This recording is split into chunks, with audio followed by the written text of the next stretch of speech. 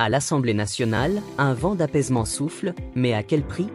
Le PDCI semble déposer les armes, laissant place à une nouvelle ère politique. Est-ce un choix stratégique ou un renoncement silencieux? Dans cette atmosphère où tout se joue en coulisses, une question brûle les lèvres. Que prépare vraiment le PDCI? Suivez l'analyse des spécialistes. Abonnez-vous, likez et partagez. Alors messieurs, on a eu le front commun, avec le PDCI-RDA et le PPACI à l'occasion donc de la présidentielle du 25 octobre. On a eu plusieurs initiatives très radicales. On a vu une opposition soudée pour un non au 4e mandat, une non-participation d'Alassane Ouattara à cette présidentielle. Et pourtant, in fine, Alassane Ouattara a été candidat, il est président réélu. Lundi, il prête serment. On a vu un 4e mandat qui est donc consommé. Et on assiste là à une décrispation parlementaire. Est-ce que ça ne vient pas, Josias Asseyman, dire du RHDP que oui, vous êtes le parti tout-puissant, nous le reconnaissons? Justement, c'est ce que je voulais dire quand vous avez posé la question de savoir quelle était la stratégie derrière cette action-là. Oui. J'allais aller un peu plus loin pour dire que non, ce n'est pas une volonté personnelle ou une stratégie qui a des fins personnelles, mais c'est une stratégie pour montrer aussi l'image, la volonté du parti, pour dire qu'on n'est pas l'image qui a été présentée par les autres partis, qui disaient nous, c'est nous qui nous braquons, c'est nous qui n'étions pas d'accord avec l'idée de conciliation, de paix. Donc ici, lorsqu'on revoit aussi des partis comme le PDCI, qui disaient non, ce parti-là est un parti anticonstitutionnel, qui fait des choses qui sont contre la loi, et qui aujourd'hui se rapproche du parti, on remarque qu'effectivement, ce que vous dites est juste. Parce qu'on peut entendre cela comme ça, que le RHDP est le parti tout-puissant, le RHDP est le parti qui a réussi à soumettre ses adversaires à sa volonté, tout en restant dans le cadre légal si on regarde tout ce qui est présent. Donc répondre à la question, c'est ça. Moi, je pense que le RHDP a réussi à faire comprendre cela, et cette action qui s'est passée à l'Assemblée nationale partait également dans ce sens-là. C'est plutôt un geste communicatif. Alamine Fofana, le PDCI-RDA s'incline devant le RHDP? Est-ce que le PDCI s'incline? Il y a des choses que la nature incline naturellement. C'est-à-dire, quelqu'un qui fait 2 mètres et puis quelqu'un qui fait 1 mètre. Lui qui fait 1 mètre n'a pas besoin de s'incliner pour qu'on voie la différence de taille. Donc il y a une inclinaison naturelle qui s'oppose. Et si vous observez bien, le contexte détermine aussi la manière d'invoquer les postures. Qu'est-ce que vous voulez dire concrètement? C'est-à-dire, au RHDP, pendant la période présidentielle, comme on le dit en Côte d'Ivoire, les cadres n'avaient pas d'oreilles. C'est-à-dire même les cadres les plus dociles ont eu à produire des discours très durs, très rigides. Parce qu'en ce moment-là, on était... Vous allez voir même pour les législatives, la situation qui prévaut pour les législatives, ce n'est pas comparable à la situation qui prévalait pour la présidentielle. Parce que la présidentielle cripse. Donc le mot, c'est qu'on est en bataille. Donc même les cadres qui ne sont pas trop rigides, là, votre humanisme, là, gardez ça dans votre ventre, quoi, parce que ça risque de pouvoir altérer le combat. Maintenant qu'on passe cette étape, on rentre dans une autre phase. Donc dans cette phase-là, c'est l'idéalisme. Vous allez voir même que les cadres les plus rigides deviennent dociles, parce qu'il y a plus grand enjeu à un certain niveau qui peut causer des choses plus grandes. Mais seulement que le parti reste vigilant. Voilà, le parti reste vigilant parce qu'on est toujours en politique. Donc, il y a cette supériorité-là naturelle, manifeste, qui se montre.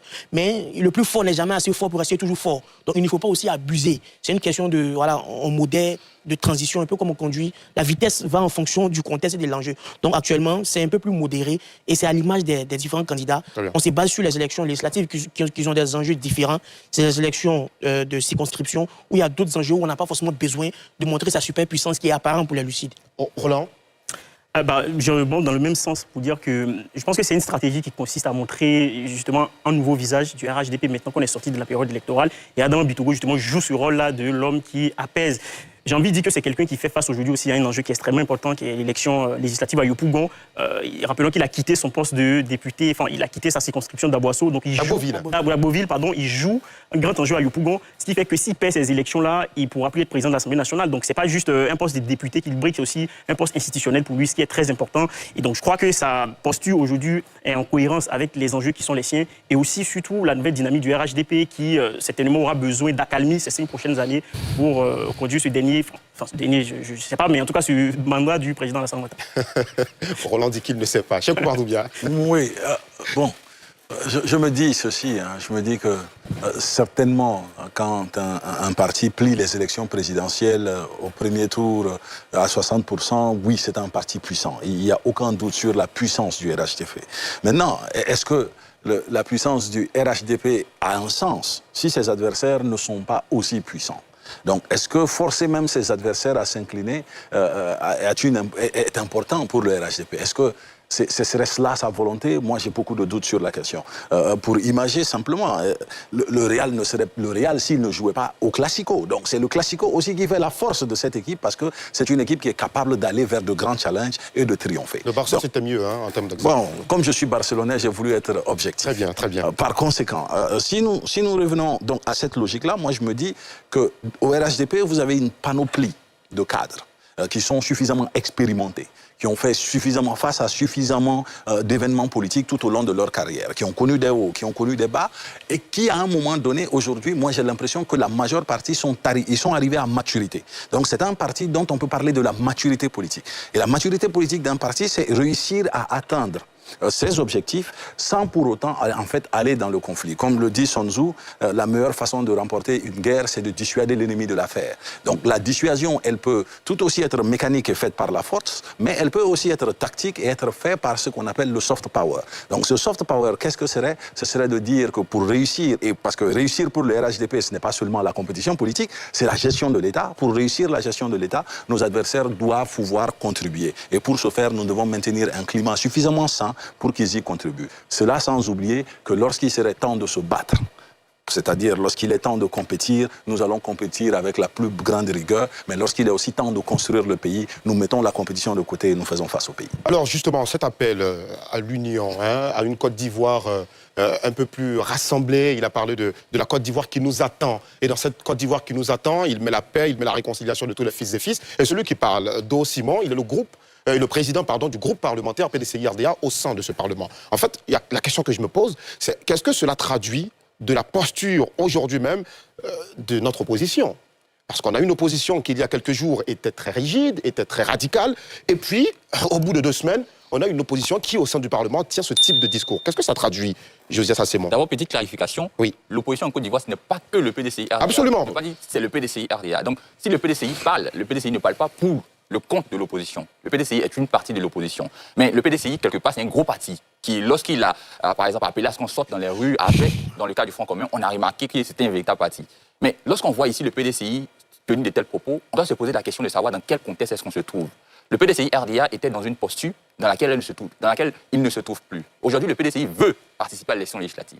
Donc, pour pouvoir participer à l'élection législative, il y a certaines postures que le PDCI ne peut plus se permettre, comme celle que le dit parti tenait autrefois. Par exemple, dit que, ou ne pas reconnaître que le cadre dans lequel on se trouve est légal. Donc, par exemple, dit aller en confrontation avec le président de l'Assemblée nationale, les institutions et tout ce qui est là. Donc, on voit que le président du Parlement, le président des parlementaires du PDCI s'exprime en ce sens, ça nous permet de croire et de comprendre que le PDCI est passé à une autre étape. Maintenant, est-ce que cela signifie que l'opposition n'est pas à la hauteur, comme vous l'avez signifié? Non. Parce que l'opposition, c'est aussi le PPACI et d'autres partis politiques. Très bien. Tchokou Mardoumbia, sur cette question. Déjà, moi, je tiens compte de ce qu'on peut appeler les opportunités politiques. Alors, le discours politique, très généralement, est conçu en fonction de l'opportunité politique disponible. Donc, face à l'élection présidentielle, l'opportunité politique disponible, c'était de dire que bon, tout ça n'était pas constitutionnel, nous ne sommes pas d'accord avec tout ça, il faut mettre fin à ça. C'est une opportunité qui existe pour un opposant de constater que bon, il y a peut-être la possibilité d'attaquer mon adversaire sur ces angles-là qui peuvent sembler être ses faiblesses. Mais néanmoins, est-ce que cela traduit en fait de la stratégie politique pure et dure d'un parti comme le PDCI?